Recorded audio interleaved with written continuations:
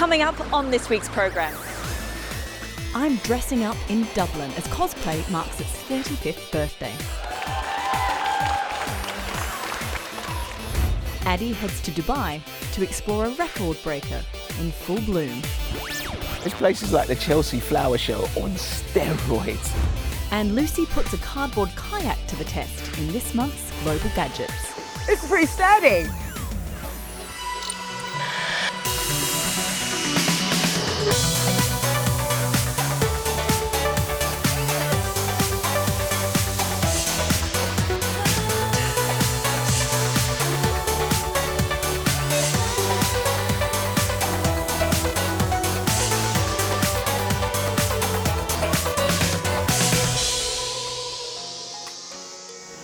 Hello and welcome to the Travel Show with me, Krista Larwood, coming to you this week from Dublin, capital city of Ireland, home to Guinness, U2 and, for one weekend only, costumes like this.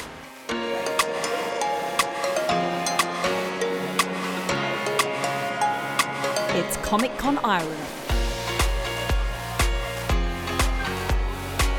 And a big feature is cosplay. This year marks 35 years since the term was first coined in this article by Japanese journalist Nobuyuki Takahashi.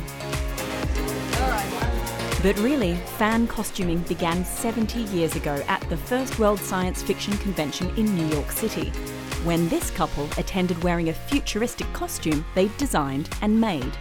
The cosplay industry is now a multi-billion-dollar business, with some reports saying it's worth over $20 billion or £15 billion worldwide.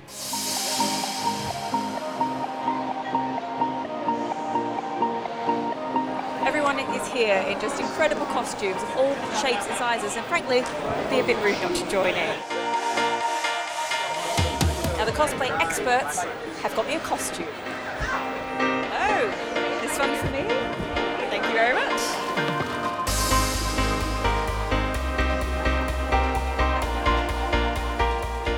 So I'm not sure what this is, a grand reveal. Hopefully it's one I recognise. Oh, it's Totoro, from My Neighbour Totoro, the Studio Ghibli film. This one I know and very happy to wear. A happy cosplayer today.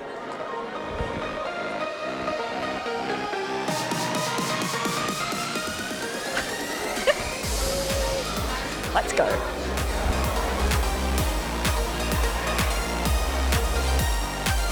Thousands of people have come for the Comic Con Ireland edition. Many are taking part in the cosplay competitions, hoping to be picked to represent Ireland in the Euro Cosplay Championships. Others are here to play their favourite characters. Running the cosplay side of things is Guild of Nerds. I think years ago, cosplay was seen as like sort of an oddity, but now it's become very mainstream, where like 50% of the convention will be in cosplay. And I think in the last kind of like 10 years, there's actually people who've made a living out of it. So why has it become so big? I mean, how did it turn from a couple of people going to a convention in costume to all this? The internet. There's some people who may be isolated, and when they come to conventions, that's when they can meet like-minded people. And I feel some people, when they're actually in costume, they get a bit more confidence, or acting in the character makes them act like the way they normally wouldn't. Pretty much most people I know are introverts, but you'll see them and they'll be extremely hyper. So we are going to start things off. Anyone who'd like to come up in costume, show off a bit. Are you ready to start? Woo! So if I rub this lamp, will I get 3 wishes? Only if you say I wish. Well, how about questions instead? But you still have to start them with I wish. Oh, okay. Well, I wish for you to tell me a little bit about the costumes and the competition here, because it seems fierce to me. Well, honestly, we're all big nerds. We all love what we love. We all love anime. We all love video games. We all love movies. Like myself with Aladdin, I have non-stop listening to the Aladdin song on repeat, 24/7. Oh dear. So now you get to kind of come and show your passion for this. A lot of people here, we have our day jobs, which goes into our hobby. A lot of people can spend a lot of money. But some people who start out especially, like I said, they could use their own clothes at home. Your costume could be just a tank top and shorts, something very basic. And boom, you're cosplaying. So have you heard, like, just anecdotally, like, you know, or such and such spent like $2,000 on a dress, or? Yeah, no, that's happened. That's happened a lot of times. Back to the competition, and there's been a development. They've allowed me to come up on the judges panel, and I even get to give my own special judges award.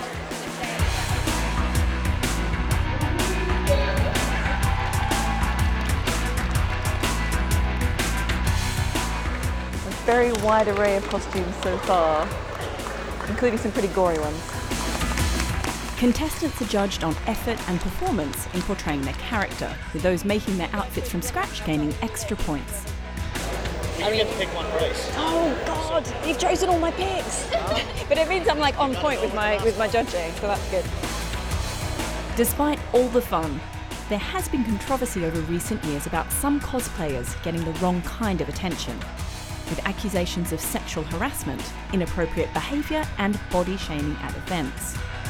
That's why this slogan, "Cosplay is not consent," has started to appear at many conventions, along with a set of rules that mean that nobody should be touched or photographed without their permission. Hello everybody. First of all, may I say everybody's costumes were just incredible. The Judges' Choice Award to go to Rachel Smith with her character Yennefer from Witcher 3, looking incredibly awesome in black.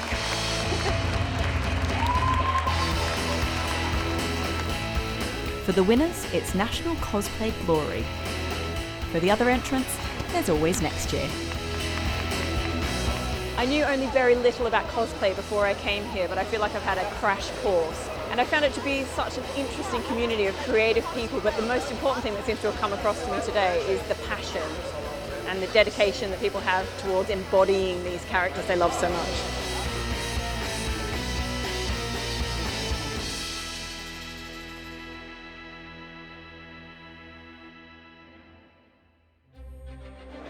Well, if you fancy popping on a costume and morphing into a character for the day, here's your travel show guide for places to strut your stuff around the world.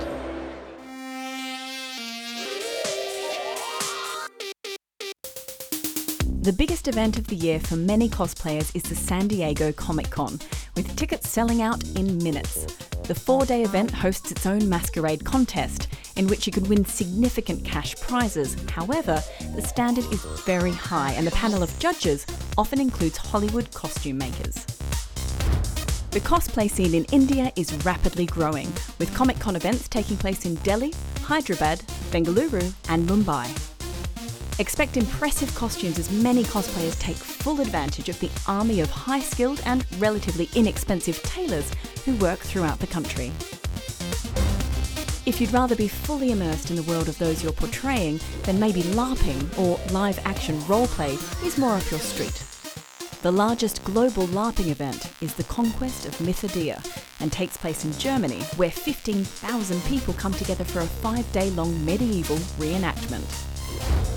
Or if dressing up just isn't for you, then the British Museum in London is currently hosting the largest exhibition of manga ever to take place outside of Japan. The immersive exhibition explores manga's global influence from anime to the origins of cosplay. Still to come on The Travel Show. Lucy takes to the water in a cardboard boat, and Addie's in Dubai to explore one of the biggest outdoor gardens in the world. I'm not even messing about. I feel like they're speaking to me. So don't go away.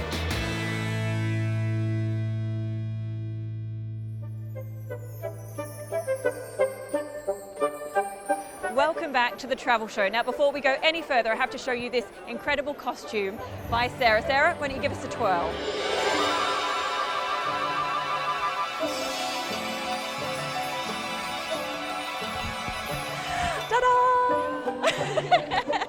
So tell me, how on earth did this costume come into being? Well, I saw a lot of videos like on YouTube and online of like this guy called Designer Daddy, and he made loads of dresses for little girls that like transformed, and I just really wanted one, but he doesn't make them for like older people. So I was like, I'll make my own. I'll figure it out and I'll do it myself. So underneath there's a coat hidden, and the coat's reversed. So you stick your hands through and pull it up out the back and wear it literally like a coat, and then you pull the dress up and hide it. So it goes like that. Oh, there you go. And so for you, what do you enjoy about making these costumes? I just love to make things with my hands. Like I love like the physical aspect of it, and like I just love spending time on it. It's just something I really enjoy. So how long does it take to make something like this? Well, for me, this one took about 2 weeks, like full, like every day, just working on it. So what does being part of a community like this mean to you? Well, to me, it's like a really big family. So when I was in school, I didn't really have many friends, and it was really lonely, and like no one understood, like, and I was into all the like comics and Disney and superheroes, and like no one else was. And then I found out about Comic-Con and cosplay, and I came to my first event, and it was like everyone swarms you, and they're like, oh my God, you're like, join our little group, this is a little family, all these friends, and it's so nice because everyone just relates so well, and you know, you can just get along with everybody. That's your tribe? Nice. Yeah, exactly. And you put together this one as well? Yeah, I did. Yeah, well, that's worked out well. Thank you so much for sharing your amazing costume. Thank you so much. Thank you. And now for Global Gadgets with Lucy.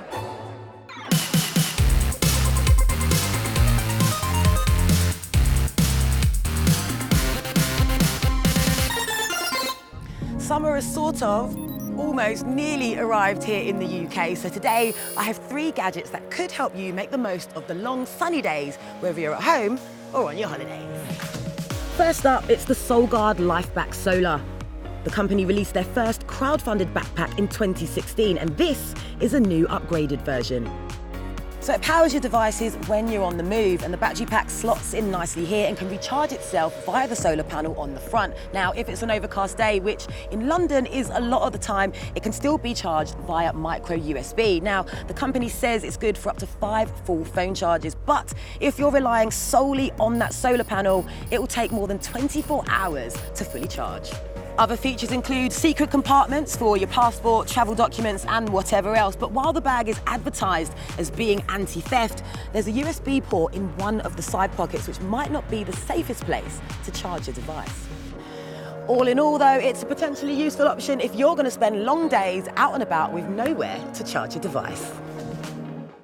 Next, Bose are widely known for their earphones and speakers, but not stylish fashion items. That could all be about to change with frames. It's their new line of sunglasses with tiny speakers built into the sidearms, so you can listen to music without anything covering your ears. They're actually pretty clever. So there's a built-in speaker in both of the arms. The sound comes out here and is then directed into your ears.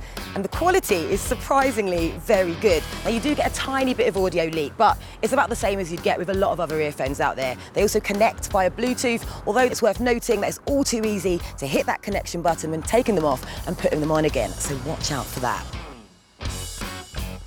If I'm being honest, they're probably not going to replace your everyday earphones. And being sunglasses, they're not much use indoors. Plus, battery life is limited to around 3.5 hours. But as an accessory, they're fun, they're stylish, they're new, and they're discreet. What if you're more of an expedition type? Well, here's something a bit more adventurous. The Onak is a new brand of foldable canoe. It's made from a special type of polypropylene, which the manufacturer claims is 100% recyclable. To help me assemble it, I've brought along my friend, outdoor tech expert, Kieran. Oh, so this is it. Nice. So what do you think? You ready to help me put this thing together? Yeah, let's give it a crack. Let's do it. Weighing 17 kilograms packed down, the canoe is light enough to wheel around. So would you say that a love of the great outdoors is compatible with a love of tech? Do the two work together? I think they do. I mean, I know a lot of purists would say that you kind of get out to the outdoors to escape technology, and a lot of technology these days is seen as something that kind of dislocates you from your environment. But a lot of the tech that I really like best helps you to get out. It connects you with your surroundings. So the Onak Canoe, for example, will enable people to go and see things that they would never have seen before. And there are loads of gadgets like that are just enabling you to get out and explore more.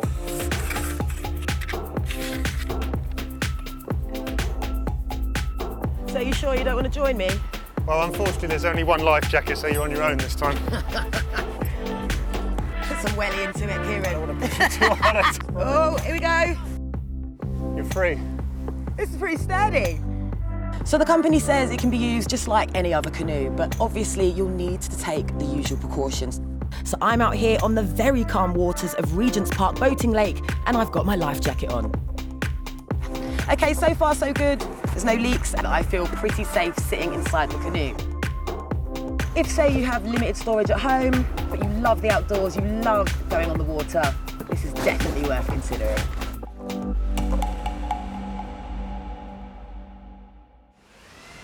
Thanks, Lucy. Well, to finish off, we've got the perfect place to put that solar backpack to good use. The sun beats down in Dubai pretty much all year round, so you wouldn't think it's the best place to grow flowers.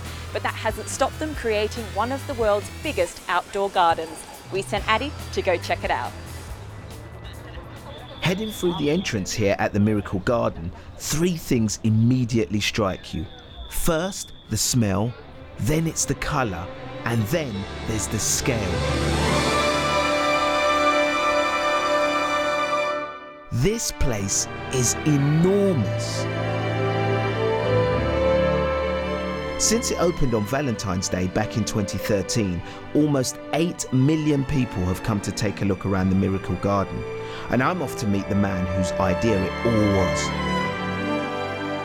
Dubai's full of surprises, and to me, where did you get your inspiration from? Actually, my inspiration, first of all, I am a landscaping engineer. And since I was a child, always reading about heaven, paradise, and it is full with flowers. So always this idea in my brain. And always when I see my kids playing, games on screens, on TV, always I come to my mind, really I need something for people to go out. So this has inspired me to create something to take people outside, to take people to nature. And it's on such a grand scale. So many flowers here. How many flowers do you have in this park? We are always sustaining above 50 million flowers. 50 million Yes. flowers? Yeah.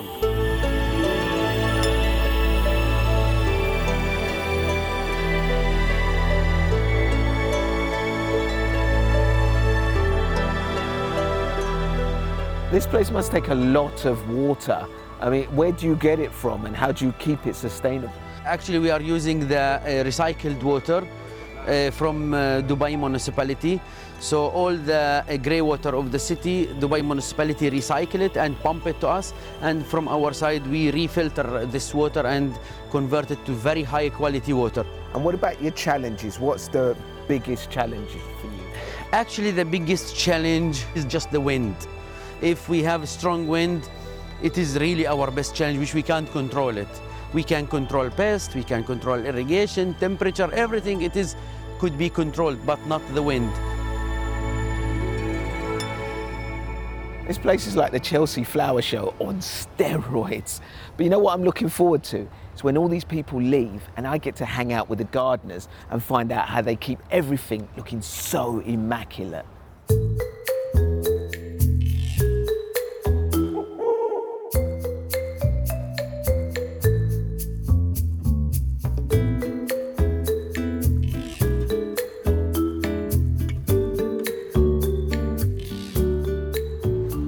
This place takes on a completely different aura at night. It's actually quite scary having those giant animals staring down at you. They feel more lifelike. It's just gone 10 o'clock and it's only myself here and 200 gardeners that work all night to keep this place looking pristine. And I'm going to find one of them now.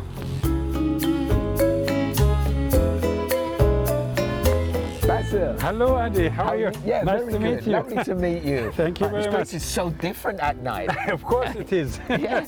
And what's going on here? It seems like it's raining. Should I have brought my umbrella? No need for that. Just we are doing our irrigation work. Okay. Yes, we wait till the people leave the garden, then we start our irrigation.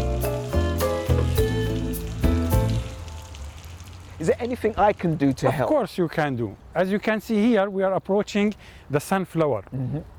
You can see how it is blooming. It's nice. It's beautiful. Yeah, so we need to keep it beautiful, as you said. Yes. How we will do that, of course, we need to get rid of the dried ones, to trim it, prune it from time to time. Okay. So if you would like, you can try by yourself.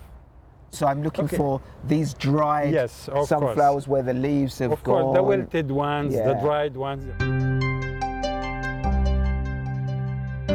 Actually, I was speaking to one of the gardeners earlier, and he says, you know, you almost develop like this relationship and a connection with the plants. I'm not even messing about. I feel like they're speaking to me, you know. These ones are saying, stay away from me with those scissors.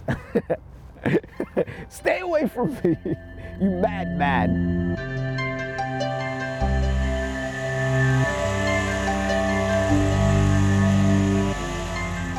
Now, this looks a little bit more complicated than what I was doing earlier. Yes, of course. Yeah, why is he shaving the clock? I will not allow you to do it. Don't try it. Come on. And the clock, is it accurate? It is accurate, of course. It is connected with the GPS. You can check your timing now. Yes, have a look. 10:46. 10:46. Good job. Good job, yeah. Thank you. Well, it's almost time for bed for me, but the team of gardeners will be working here throughout the night until the gardens reopen up to the public at 10 o'clock tomorrow morning, making sure that all of those millions of flowers are in blooming, tip-top condition.